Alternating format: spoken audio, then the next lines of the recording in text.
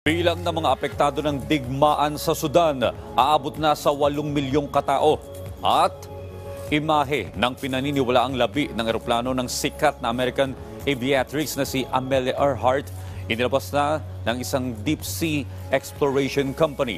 Si Joyce Salamatin sa sentro ng balita. Aabot na sa 8 milyon ang apektado sa nagpapatuloy na bakbakan ng 2 military general sa Sudan.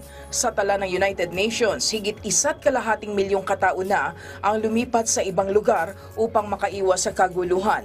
Nananawagan na ang UN sa mga international donors upang matulungan ang mga naiipit sa bakbakan. Mababatid na sumiklab ang gulo sa pagitan ng 2 military general dahil sa agawan sa kapangyarihan.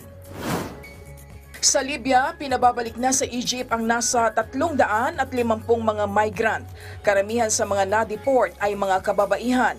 Matatandaang karamihan sa mga nagtungo sa Libya ay umaasang makakatawid ng Mediterranean Sea patungong Europa. Mula nang magsimula ang kaguluhan sa Libya noong 2011, naging talamak na ang human trafficking sa naturang lugar. Inilabas na ang pinaniniwalaang labi ng eroplano ng sikat na American aviatrix na si Amelia Earhart.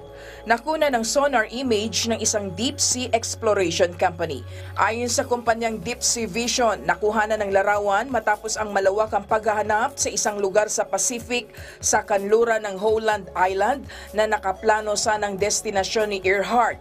Nakuna ng nasabing larawan sa lalim na 16,000 talampakan o 5 kilometro gamit ang side-scan sonar.